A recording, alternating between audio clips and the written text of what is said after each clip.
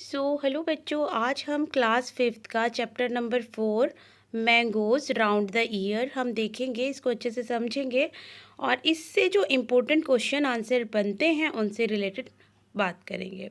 तो देखिए, यहाँ पर जो पहला क्वेश्चन आपका इस लेसन से बनता है, in which season does food get spoiled easily, give one reason for your answer. तो यहाँ पर जो पहला क्वेश्चन है, इसका आंसर जो है, आप सभी को पता है कि जो समर का सीज़न होता है यानी कि गर्मियों का मौसम होता है, उसमें जो खाना है वो बहुत जल्दी ख़राब हो जाता है। बच्चों, जो फूड होता है ना वो समर में जल्दी ख़राब होता है अगर हम विंटर से कंपेयर करें तो यहाँ पर जो food easily gets spoiled in summer than in winter. ठीक है, in rainy season the excess moistures in the air hastens the process of spoiling food। तो जो समर का जो सीज़न होता है उसमें हमारा खाना ख़राब होता है क्योंकि टेम्परेचर जो है ना वो बहुत हाई होता है। ठीक है, लो टेम्परेचर पे खाना ख़राब नहीं होता, हाई पे होता है। और रेनी सीज़न में आपको पता है सीलापन बहुत होता है, जिसकी वजह से हमारा खाना ख़राब हो जाता है। अब क्वेश्चन नंबर जो 2 है उसमें है, are mangoes healthy to eat, give two reason. क्या जो आम है वो शरीर के लिए, हेल्थ के लिए अच्छे होते हैं? तो आंसर है, mangoes are healthy food because all the essential nutrient because all the essential nutrients such as carbohydrates, sugar, fiber, vitamins, mineral, calcium and other important minerals are found in this juicy fruit। ठीक है, इसके अलावा हम दूसरा लिखेंगे, it also provides an antioxidant property which help to protect us from the various disease. ठीक है, हमें बीमारियों से बचाता है और इसमें बहुत सारी जो आपको बता दिया है, sugar, carbohydrate, fibre, iron, vitamin, calcium सब मिला है इसके अंदर।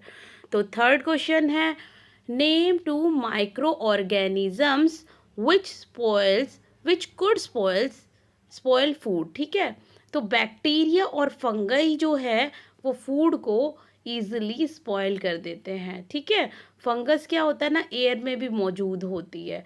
नेक्स्ट क्वेश्चन है, what is food spoilage. Food spoilage क्या होती है?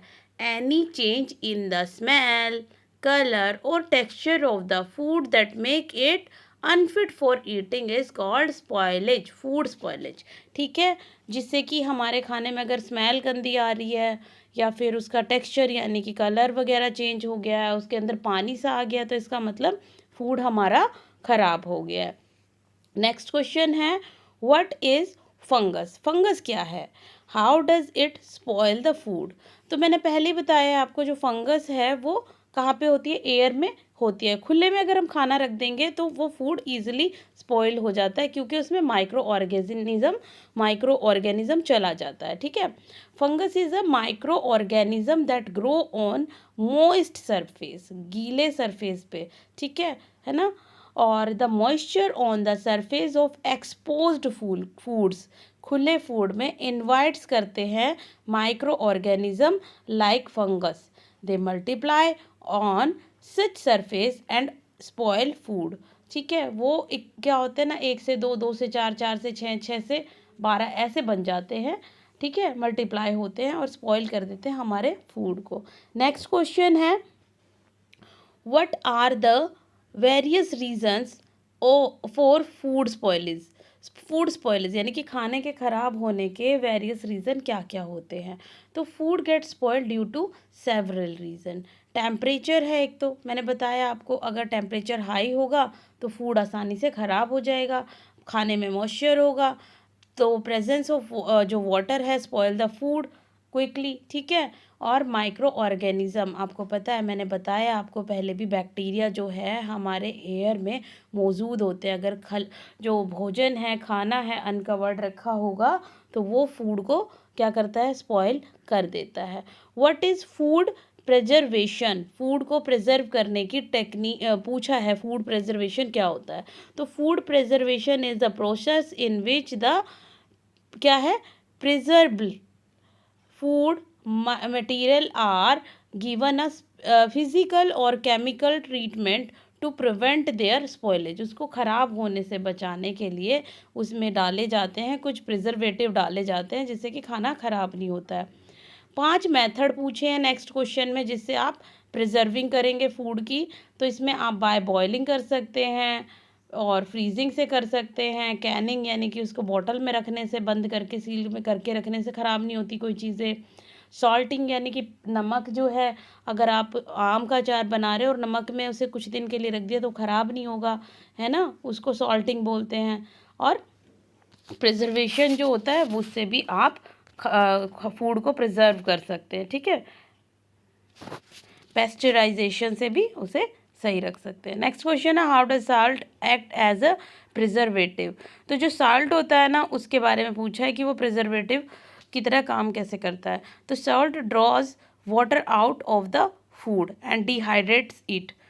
All living things requires water and can not grow in the absence of it including the bacteria which can cause food poisoning. ठीक है, अगला क्वेश्चन है what is Canning. Canning क्या होता है, कैनिंग क्या होता है. तो कैनिंग पूछा है canning is a method to preserve food in which the food contents और processed and sealed in a air tight container. मैंने बताया आपको एयर टाइट कंटेनर में उसको टाइट बंद कर दिया जाता है. जैसे नमक को सीलन से बचाने के लिए एयर टाइट कंटेनर रखा जाता है, दालों को भी एयर टाइट कंटेनर में डाल दिया जाता है जिससे कि वो सीलती नहीं है, ख़राब नहीं होती. Canning provides a shelf life that typically range from 1 to 5 year. ठीक है, टिपिकली मतलब वो 1 से 2 साल तक वो रह सकती है अगर आप उसे कैनिंग कर देते हैं तो. What is dehydration of food. यहाँ पे पूछा है फूड की डिहाइड्रेशन क्या होती है. Dehydration is a process in which the water contents in the food is removed completely remove कर दिया जाता है पानी को, उसे बोलते हैं dehydration. Germs will not grow in the absence of moisture of और वाटर. जो जर्म्स है वो नहीं ग्रो होंगे अगर जो खाने में पानी नहीं होगा तो. अगला क्वेश्चन है why was sugar and jaggery mixed in the mango pulp and dried in the sun. तो जो शुगर है और जैगरी है are mixed in the mango pulp to preserve it, preserve करने के लिए for longer period of time. ज़्यादा लंबे समय तक के लिए अगर हमें जैगरी और शुगर डाल के रखते हैं मैंगो पल्प में तो वो ख़राब नहीं होता है, प्रिजर्व हो जाता है. Why are the most ripe mango chosen for making मामी दी तंद्रा. मामी दी तंद्रा यानी कि आम पापड़. आम पापड़ बनाने के लिए जो पके हुए आम है, ज़्यादा पके हुए आम है, उनको क्यों यूज़ किया जाता है. Ripe mangoes contains more juice and less fibre. Ripe जो पके हुए मैंगो होते हैं उनमें ज़्यादा जूस होता है और कम फाइबर होता है. Hence the most ripe mangoes are to be use to for making मामी दी tandra. Ripe mangoes are sweeter and have a better flavour. तो जो राइप होते हैं, पके हुए मैंगो होते हैं, उनमें अच्छा फ्लेवर भी होता है और क्या होता है, स्वीटर भी वो बहुत होते हैं. अगला क्वेश्चन है which preservation technique is used to make mami di tandra. The preservation technique used in making mami di tandra और आम पापड़ is sugaring. ठीक है, मीठा कर देते हैं उसे और ड्राई कर देते हैं सन में. ठीक है, नेक्स्ट क्वेश्चन है what things are made in your home या house for ripe and unripe mangoes. क्या क्या बनाया जाता है. तो भाई बड़ा इजी क्वेश्चन है, आपको पता है कच्चे आम से आम का अचार बनाया जाता है, चटनी बनाई जाती है और आम रस बनाया जाता है. और पके हुए आमों से आपको पता है मैंगो शेक बनाया जाता है, पुडिंग बनाई जाती है, केक में भी डलता है. ठीक है, तो इस तरह से आप बता सकते हैं. तो glass jars and bottles are dried well in the sun before filling them with pickle. Why is this done? Do you remember what happened to the bread in the experiment? तो आपकी क्लास में experiment हुआ था, उसमें आपने क्या देखा था कि जो गीलापन है या मॉइस्चर है उसको ब्रेड को किस तरह से ख़राब करती है, वो पूछा गया है. तो glass jars and bottles are dried well in the sun to remove any moistures. In the experiment with bread, the bread got spoiled because of moisture and fungi grow on it. ठीक है, उसके ऊपर fungus हो जाती है। तो इस lesson से इतने ही आपके क्वेश्चन बनते हैं। और आपको पता है कि ब्रेड पे भी फंगस कितनी सारी आ जाती है जब हम ब्रेड को बाहर रख देते हैं 1-2 दिन के लिए, और वो गीली रहती है तो बहुत जल्दी उस पे फंगस ग्रो होती है। तो बच्चों, यहाँ पर आपको सिखाया जा रहा है कि टेम्परेचर के अकॉर्डिंग ही आप जो खाना है वो बाहर रखिएगा। ज़्यादा देर तक अनकवर्ड खाना अगर बाहर रह जाता है, सपोज़ दैट आपके घर में दाल बनी है और गर्मियों में अगर दाल वो 2-3 घंटे बाहर रह जाती है तो दाल स्पॉइल हो जाती है।